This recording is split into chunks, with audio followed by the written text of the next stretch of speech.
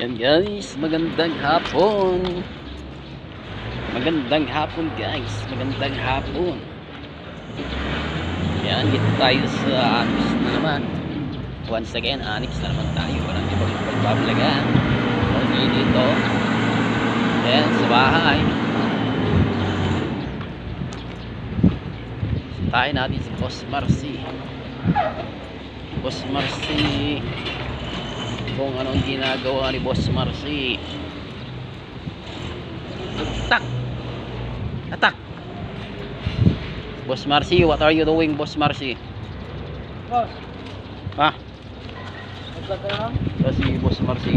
Oh, shout out Boss Marcy. Yan. Akala ko ikaw yung akala ko si attorney ano na eh. Si ano? Ibis.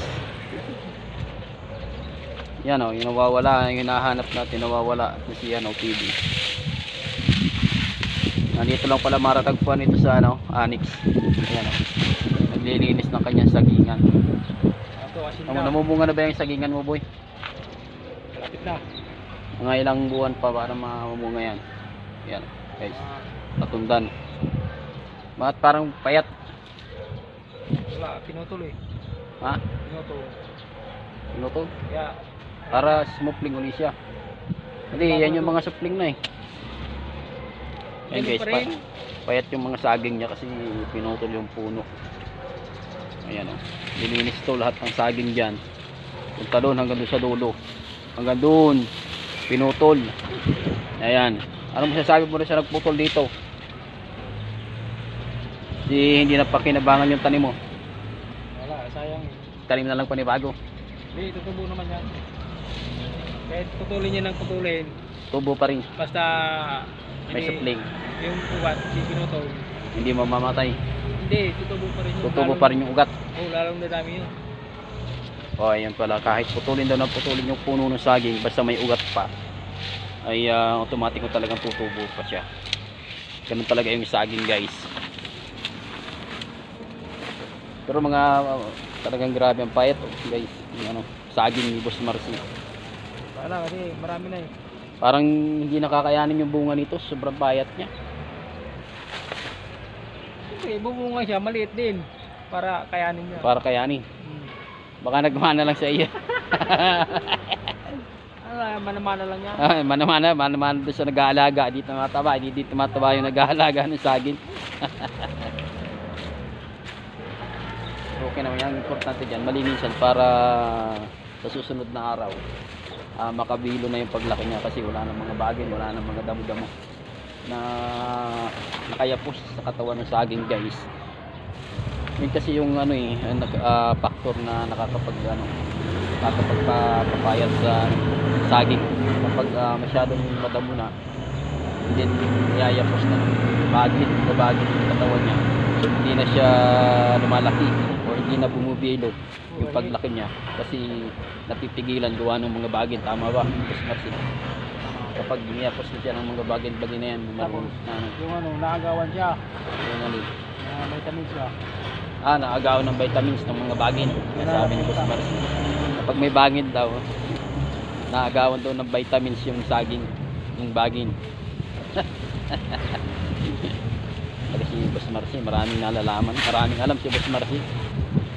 Pero ang pinaka-factor talaga dyan guys, kapag marong kubkob na siya ng ano, mga bagin, yung saging talaga ay halos hindi makalaki. Tuloy yung paglaki niya kasi hindi makabilo. Yun lang yung ano doon guys, sasabi ko. Pero andyan, madami pa naman yung saging halos nga napuyos na siya gawa ng pinagtatabas. Ayan, ayan. Ano ba yung napuyos? Ha? Boss Marcy, yung napuyos. Napiyos? Oh, Ano ba yung napiyos? napigsot. Napiyos? Ano na siya? Napigsot. Piyos na. Para ano ba? Lulubot na. Na? Lulubot na. Lulubot pa. Sabihin tumanda, parang tumandaan siya. Oo. Ha? Nausim. Ha? Yung dito nausim. Ha? Wala na perimeter yan. Ano? Dito nausim. Wala. Wala na yan. Huwag ko ba makakita yan? Anong museum yan? Ha? Anong museum yan? Kasi mo 20, dito. Ba't nandyan? Kaya nga eh. Dapat doon lang sa warehouse Sabi to. na wala nun ba? Oo. Kaya na din yan. Ha? Kaya na yung nagpepili kayo doon. Kaya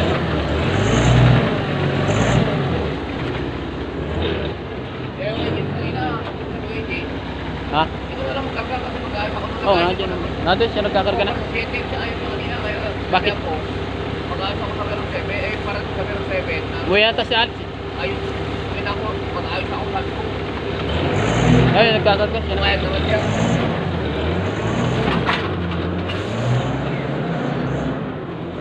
Ano pa lang nangyari dyan sa mga gabi mo, Boss Marcy?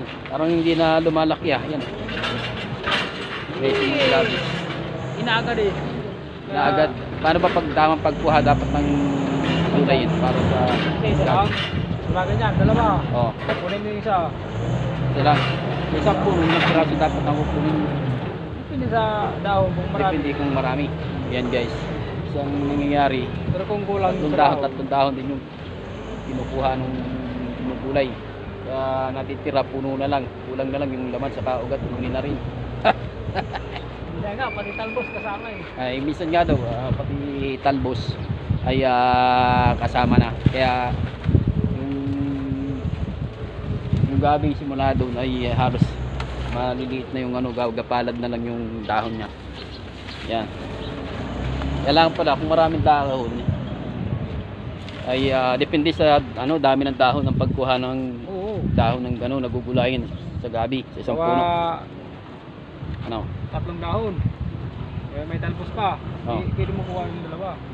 Pag may talbos pa. Ay, paano yung talbos?